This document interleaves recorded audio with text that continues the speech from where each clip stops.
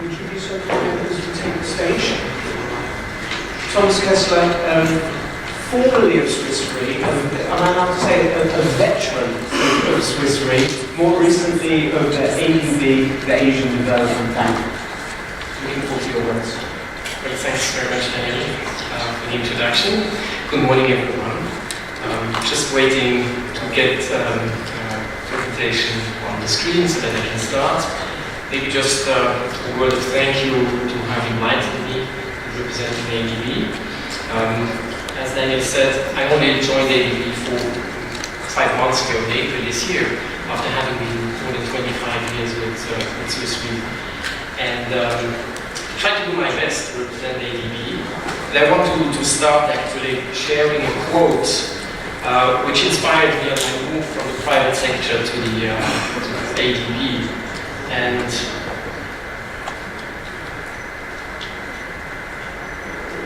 so the quote is, knowing is not enough, we must apply. Being willing is not enough, we must do. And I'm not sure if anybody of you know from who it is, but perhaps you saw it anyway. So it's actually Leonardo da Vinci, who has so many 100 years ago already quoted this, and I think this is very true for us.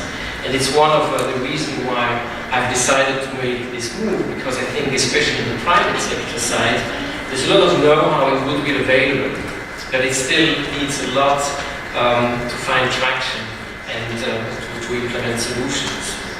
So actually, Leonardo da Vinci, you may know, was of course a very famous painter, famous for his Mona Lisa picture and for the Last Supper, but actually he's also known as being an engineer and very renowned in other fields, scientific fields. I don't know if you know, but actually he planned an industrial use of solar power by employing concave mirror to heat the city of Venice some 100 years ago. Isn't this a great climate mitigation project? Obviously, we're still not there, and I wonder, why. Now, this presentation will, repeat obviously some things that you have already heard. I will start really set the scene and what is the issue about. I will talk about what I think is important, the protection gap, but also the financial gap. So these gaps which needs to be overcome, and I will show you how ADB tries to address this. But perhaps for all of you who don't know ADB very well, ADB is a multilateral development bank with 67 state government members. And our support focuses on our developing member countries who suffered significant disaster losses. So it's mainly Asia Pacific. And the recent study reveals that in a period of the last 10 years, 2007 to 2016, more than 320,000 lives were lost, and 1.7 million people were affected by natural disasters. These caused close to 500 billion of direct physical losses, which means more than 130 million a day. So, it's just another perspective of figures. But this trend is expected to continue. And their models expect the annual average loss in the Asia Pacific region to be 78 billion and more every year. Now, I need also to clarify that some of the RBC-CIS member countries here are not covered by the ADB. We are focusing, there is an overlap on 8 countries: Armenia, Azerbaijan, Georgia, Kazakhstan, Kyrgyz Republic, Tajikistan, Turkmenistan, and Uzbekistan. And I'm very happy actually to see some representatives of these governments in here.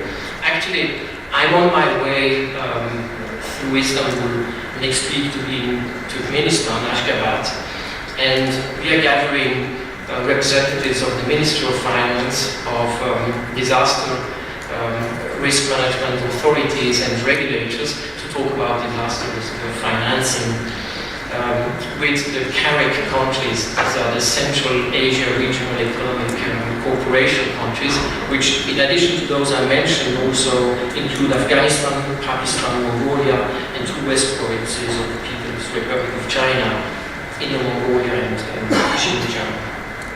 Now, focusing on these countries, the dominant disaster hazards in CARIC are earthquake, floods, landslides, drought, extreme temperatures. Whilst floods, destroy villages and in urban areas, landslides, also can destroy critical infrastructure and cut people for days from food and from electricity supply. Droughts and extreme weather have an impact on farmers, which are very highly represented in these countries.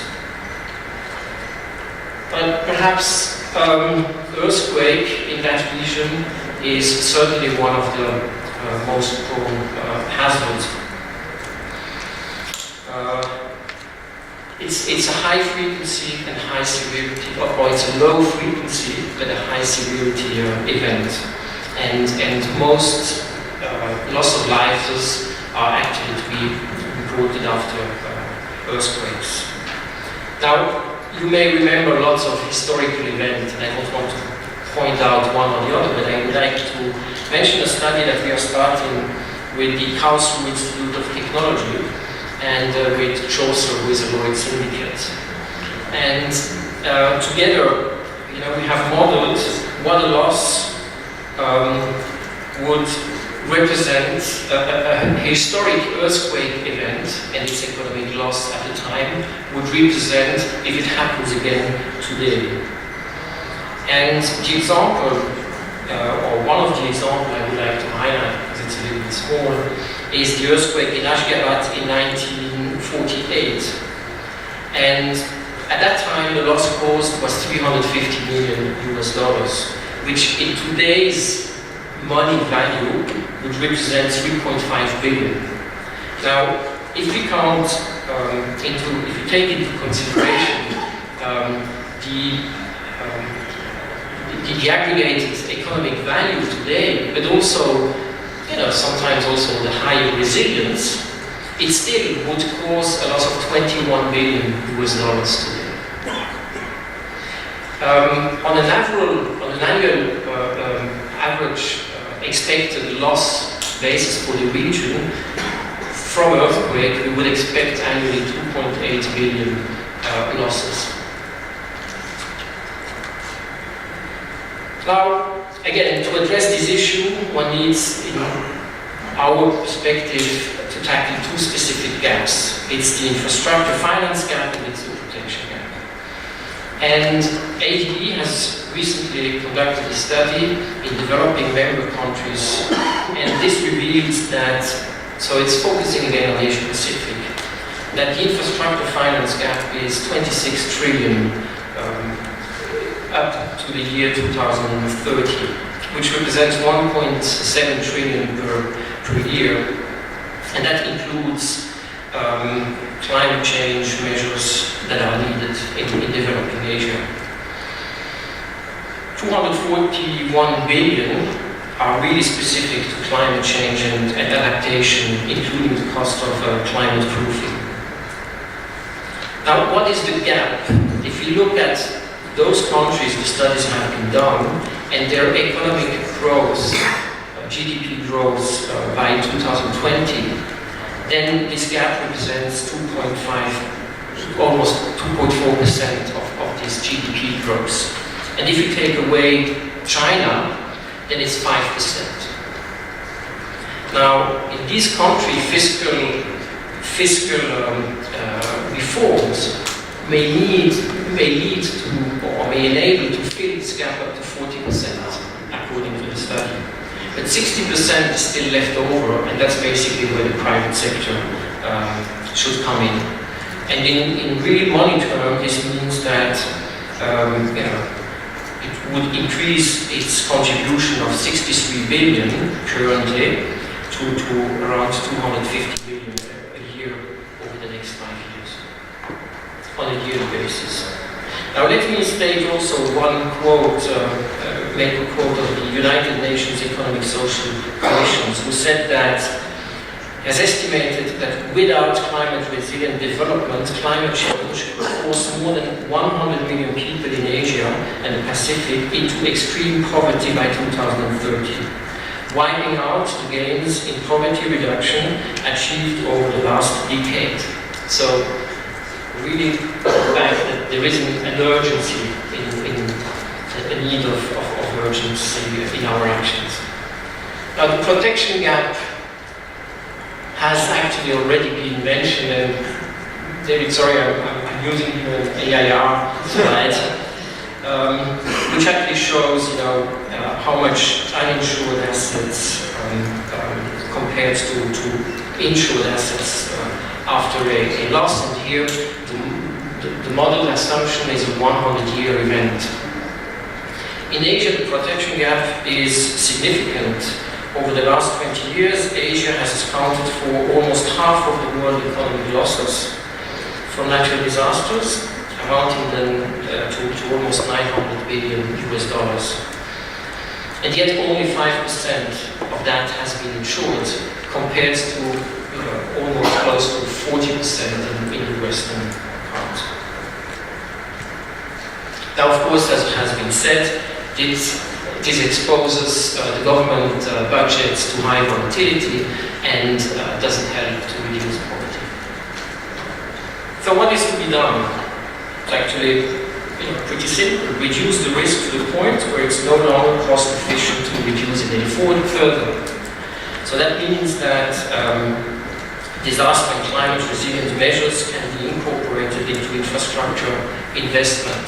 So for instance, much of the costs in earthquake design is in more robust structural frames using additional materials like extra reinforced steel and egg concrete. Some additional technology can be used, and according to a study of ADB, the additional construction cost would only make out 4.5% of the project. So that's one way. The other way is then to tackle the residual risk and to transfer it. Now the cost really depends on how you want to structure, how much of the risk do you want to retain and do you want to mitigate by these disaster risk reduction measures, how much do you want to share and how much do you want to transfer. It's not for free, there are costs involved, of course, and it's cost about information, it's operating cost of the insurance market, and it's their capital cost to cover the unexpected loss. The expected loss, also will be part of the costs. So it's not for free, but overall there should be a benefit because of sustainable GDP growth and less exposure volatility of the budget. Now, how is ADP, tackling this? So first of all, I have to say that for Asia, currently, all the infrastructure investments are up to 2.5% of all the investment lending come from multilateral development banks. And if you take Asia and if you take India and China out of this, then 10% actually is coming from multilateral development banks. So that's a good step. So ADB is a bank, and ADB wants to lend money and invest money.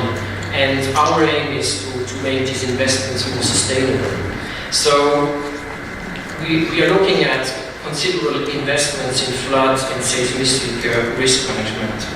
So for instance, flood management in selected river bassins, sponge city projects in China, but then also seismic retrofitting of schools and the like.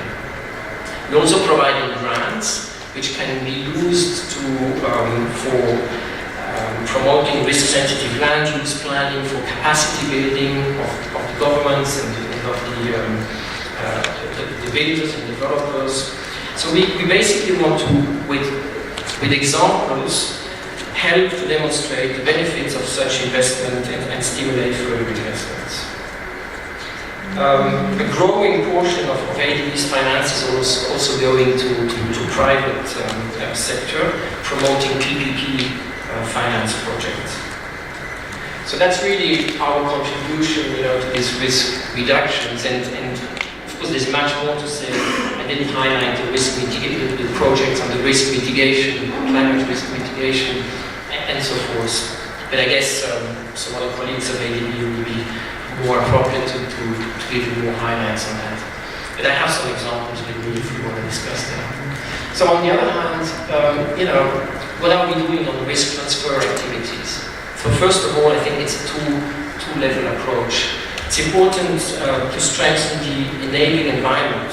So it's to understand what is the risk and to quantify the gap. It's to define and to develop with the member countries a disaster risk finance strategy. Again, how much should be retained, how much should be shared and transferred. It's a lot about capacity building and setting the legal and regulatory environment so that these instruments can really start to be used. And it's also about the strengthening of the local insurance industry. But of course, that's one part. The more important part is then to have very concrete individual products, and the range of the products that ADB is promoting is very large.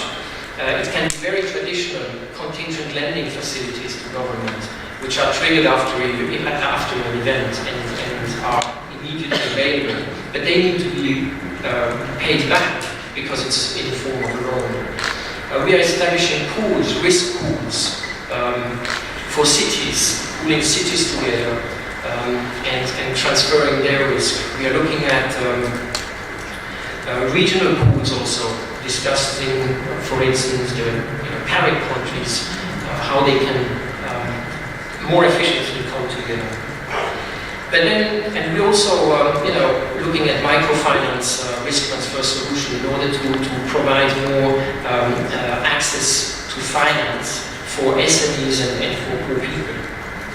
Now, one of the things I'm working on currently, in view of the next week's Global Infrastructure Forum, is to launch a publication where we try to combine lending and risk transfer, because I think this is going to be key. And the idea is to provide risk transfer solutions so that the obligations of a borrower, repayment of interest rates and repayment of debt, would be made more easily or would be transferred to the insurance industry if the budget would be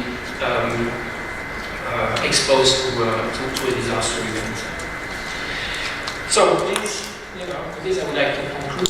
These are a few thoughts from our side. I think just to remind you, in our discussion, that learning is not enough. We must apply, and be willing is not enough. We must do. So thanks very much for your